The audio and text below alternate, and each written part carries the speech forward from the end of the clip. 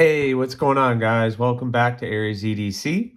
This is now going to be part 5 of the collection. Continuing with the production, I have this video and one more video with production knives, and then we're going to do fixed blades. So this is going to be in total probably part 7. There'll be 7 parts of the collection. Hope you guys are enjoying it so far. I'm enjoying making it and sharing my knives with you. I'm going to continue doing it, and once I'm done with this series, I'm sure I'll come up with something else. But I really appreciate some of the feedback I've been getting, and I really hope you guys are enjoying it. If you don't know, I am a knife guy and a knife maker, but please go back, start at part 1, and hope you enjoy getting to this point. Please like, subscribe, give me a follow at Aries EDC over at Instagram. Far more active over there, especially with the making part of the knife making that I do. I like to share little photos and things as it goes on and little short videos. But we're talking production folders, and I just have kind of a mixture of stuff today for you. And then the next one will be more of the popular brands, but I think all the ones that you're going to see today fall more into that popular stuff. So let's go ahead and get started with one of the anchors, I guess, in the collection knife portion of folding blades. I think everybody needs to have a rat or a rat 2 in this case. This is the R2D2 version, OD green. It's a D2 blade. I'm playing with some other light stuff today, guys. Let me know how these lights look. Not sure I like about the flashing on the blade there. It's a little bright. Maybe I could turn it down. What do you guys think? Let's turn it down a little bit. All right. Ooh, that's a little better. So the Rat 2, you watch other influencers and everybody uses this as a size comparison knife, etc. So I was like, well, I got to get it. And, I'm glad I did, because this might not be the fanciest, most fidgety knife that they have, but the action really is great. It's not really fall shut. You do have to close it yourself. One thing Ontario Knife Company really did, I have to point out, are these thumb studs. If you've ever handled one of these or any production folder, the thumb studs sometimes can be a little harsh on your fingers, especially opening it multiple times. But these thumb studs are nicely rounded, and there are no hot spots on those at all, where even some of the Civivis kind of get a little rough on there, which I guess is good for grip, but over a long period of time of playing with it, it will kind of mess up your fingers. So, but I really enjoy this knife. It gets in my pocket a lot, as you can see from the clip. And it's a user, just like all my knives are. D2 steel, quite honestly, is not my favorite steel living here in Florida. And with my everyday job, any moisture gets on that blade and it will start to corrode it. I have found so, but I love this knife. Ends up in my pocket a lot, and I can't say enough of good things about it. Like most of the knives in my collection, I guess. I'm not gonna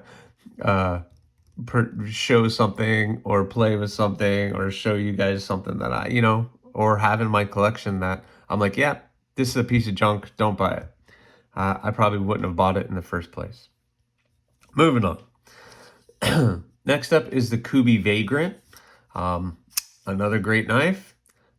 This one is in Aus 10 steel. I love the blade shape. That's what kind of attracted me to this one. That nice blade shape. I don't know what you want to call it. Sheep's foot, modified sheep's foot, worn cliff. I don't know anymore. I can't keep track. Liner lock, steel liner lock knife. This thing is a thick boy, very thick. I don't have anything on the table to really compare it to except for the knives I have, but it's thick in the hand, but it does give you something nice to grab a hold of.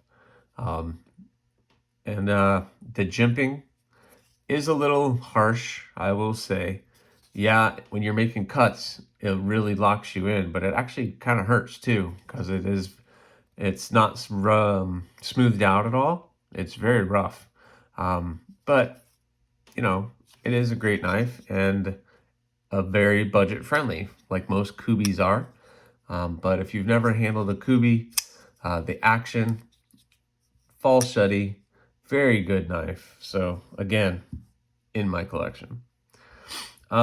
Next up is another staple knife. I think for the price, you cannot beat it, is the QSP Penguin. This one is in the denim micarta scales. The action on this is very similar to the Rat. I think they're both running on Teflon washers. Nice action, not except the Penguin has a little bit more fall shut than the Rat. But another great knife. I love that blade shape. I'm just a fan of that nice flat shape. You can really reach out, use that tip to do anything. And I think these things are like 30 something dollars, which is pretty ridiculous. D2 steel. And it's very comfortable in the hand. Full, almost a full register I can get on my hand, and I have a large size glove hand. Thick fingers, not so much long fingers, but I have thick fingers, as you can see. But really great shape. The thumb studs are very comfortable, easy to access. Very fidget friendly, and it's just a great knife for the price. So I mean, you can't go wrong with that for the price. So definitely check out the Penguin. Next up was something that I was kind of talked into purchasing. My wife and I were at this kind of flea market type place, and this guy was selling knives, and he talked me into this.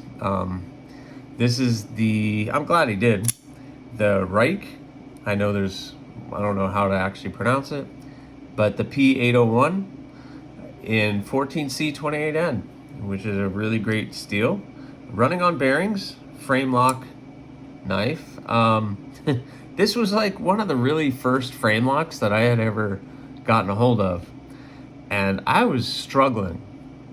So if you don't know, when you open a frame lock, even a flipper, you have a tendency to put your fingers on the lock, which is what I was doing. And I was grabbing it like this, and I was trying to flip it, and I was I can't get it open. How come I can't get it open? Well, you know, you're pushing down on the lock, you dummy. Very smooth action. As long as you're not putting any pressure on that lock, you should be able to open it. No problem. Nice and smooth, running on bearings. You can use the thumb studs. The thumb studs on this one, like I was saying, they are a little bit harsher than the Rat, but still, they're not too terrible. I like the little blue accents on the thumb studs and the collar there, and it's a really great blade. And the clip has that nice anodized, probably steel, or it's painted, I don't know. The only thing I wish they would have done was mill out a little bit of the backside of the scales. It's a little heavy. Longer blade than what I kind of like and am comfortable with, but it's a big knife for me, knowing my aesthetic. And if you're not really sure with my aesthetic, go back and watch the other parts. I kind of explain it more there. But you do get a full register. You've got nice jimping up here that you can rest your thumb on to make any cuts that you need. So I would say that if you're interested, this would be a good knife to have.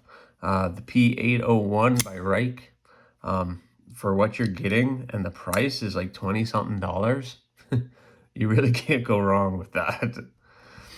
Next up is a recent purchase. Actually, it wasn't a purchase. My wife got this for me for my birthday. This is the Petrified Fish Havrog. I really wanted a petrified fish, and she got me this one. Big, beefy boy. Really get a nice handle on it. I guess is the OD Green micarta scales. I really like the clip on it. Nice milled clip. Milling on the frame lock on the inside. So those liners are all nice and milled. It's not very heavy. The blade shape, I like the grind lines on it. The grind lines on that are pretty cool. Gives it a nice little character to it. And the thumb studs are the same handle, same as the handle material, which is an interesting touch that they did. Very easy to manipulate, very easy to open, reverse flick, front flick, thumb flick, whatever we're calling that now. But really great blade. The steel on this one, I can't remember what the steel on this one is, but it's a really great blade. Haven't had much time with it in my pocket. My birthday wasn't, or actually, was it my birthday? It might have been our anniversary, but she got it for me. I haven't, it's a recent purchase, so I haven't had much time to play with it. Next up is, yes, the Dam Design Gin, Dijin XL, the Gin XL. These things are amazing. Big, beefy. When you see a Dam Designs blade, you know exactly what you're getting. Or you know exactly who designed it and where you got it. As soon as you see a Dam Designs, they just all have that look to them, and they're all amazing. This one is a front flipper, and you can also use those holes to manipulate it other ways. Very nice blade. I think this is 14C 28N steel, G10 scales. My brain just went, nope, you're not doing anything. Liner lock, nice deep carry pocket clip. Very nice handle, very comfortable to have in your hand. I will say, just a little beefy up in this area if you want to try to choke up. I like where your thumb lies and the little harpoon edge right here. I'm a sucker for harpoons anyway. And this was a great little blade. I thought it was going to be smaller than what it was, but I really like it. It fits well in the pocket. It is a little tall. It's very close to your PM2s, PM3s in tallness. But excellent blade. You can roll it out, you manipulate it however you want. The action is great, as you can probably hear. But Dam Designs make some really darn good blades for a really great price. I think this one is, well, I'm not going to give a price because I don't really know. I want to say 40 something, but I really feel like the price has gone up a little bit. I think the time I probably purchased for 40 some odd dollars, but I know their prices have been going up just because their demand has been going up, which is great for them. And I'm happy for it. Next up, we're going to get a little smaller here.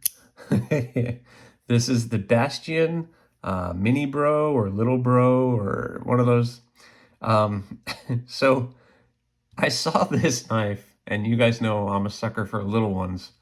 And something about that blade shape and the way that this whole thing is shaped, I was like, yes, I gotta have that.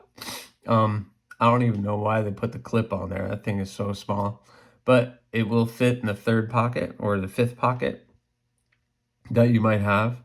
It is a frame lock, titanium. So this is titanium, and it is a little frame lock in D2 steel. Very smooth. I think it's actually running on bearings, which is kind of funny being so small.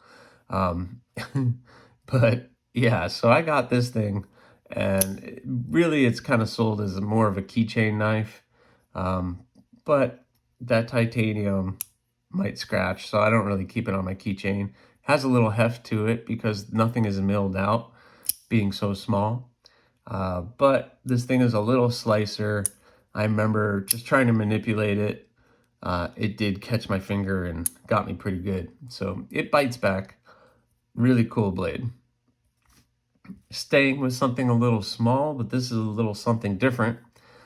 This is the Black Fox and Serge Pachenko bean. So I'm a big fan of Serge Pachenko, and I will probably never own one of his knives. I've just come to the conclusion. Being able to, number one, afford it. Number two, catch one that's available. His little coin blades are amazing, and I really love his aesthetic with the way that he acid etches things and ages it. So Serge Pachenko is amazing, and he's doing watches now, which are really cool. But again, way out of my price range that I can really afford. This is one of my few slip joints that I have, but that rollout on this thing is so comfortable. I love it. It ends up in my pocket very rarely because just the size. Sometimes it'll be a 5th pocket knife. Nice clip. It's not deep carry, so this much of it's going to stick out if you have it in your pocket. But I really needed to get something that Serge Pachenko really had a hand in, and Black Fox has this option. So it was awesome. I love this thing. I just like playing with it. That little slip joint action is pretty cool. So another one that I love. All right, moving on. We got Black Fox, and this is Fox.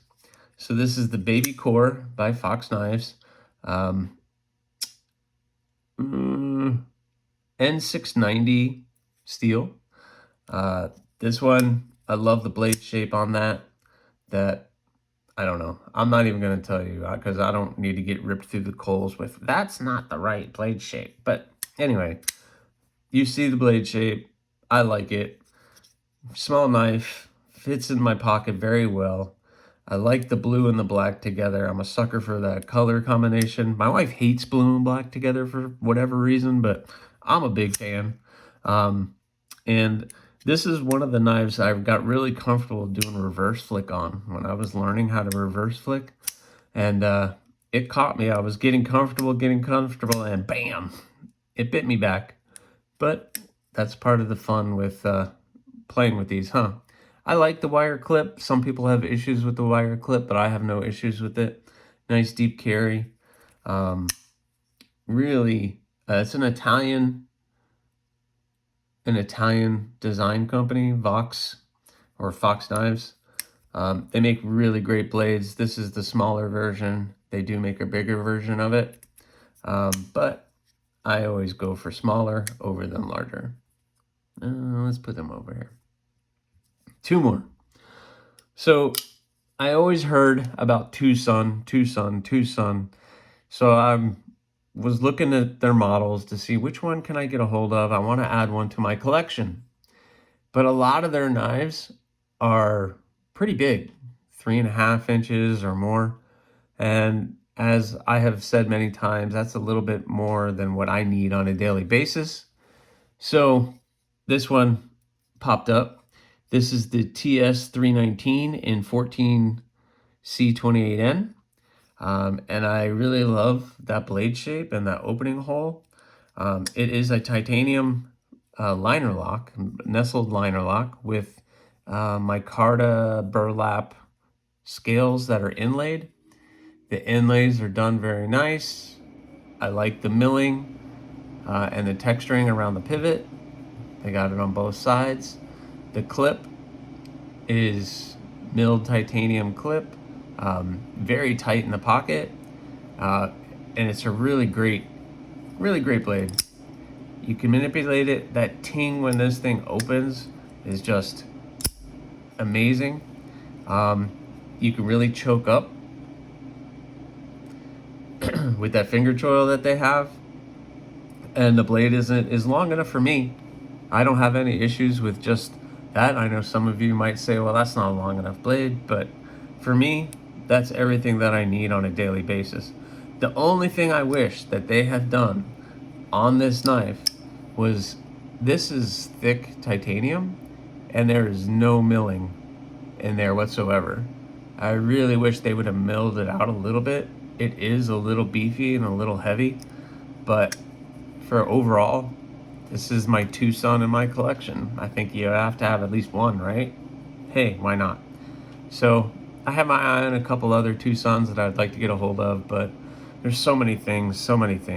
So it's on hold. The last one I want to talk about is a recent purchase that I got, and I'm still in love with this thing. Still in love with this thing. Ever since I took it out of the package, it's been just amazing. And this is the Vosteed Nightshade in 154 cm. It has that lovely blade shape. I forgot what that chillin blade shape. I'm just speechless with this thing. I love it. The action is incredible. Liner lock, drop shut, really smooth to open. Both. God, that's great. God, I can't. Bleh. This blade is amazing. Deep carry pocket clip. My Carta scales. The nice little copper around the pivot. I can just sit here and stare at this thing. I don't know. That blade shape is ridiculous. Very slicey for everything you need. And I am also a sucker for a rounded crown, and they did just enough, a little bit of a rounding crown on this thing. Vosteed just knocked it out of the park. I did kind of an unboxing with this. Check that out, because what you're getting for the money is ridiculous. Just the packaging alone is probably worth half or a quarter of the price of what this blade is. So Vosteed, check it out. This is the Nightshade. And that concludes this part of the collection. Hope you guys enjoyed. Again, please subscribe, like, leave a comment, or not. That choice is yours.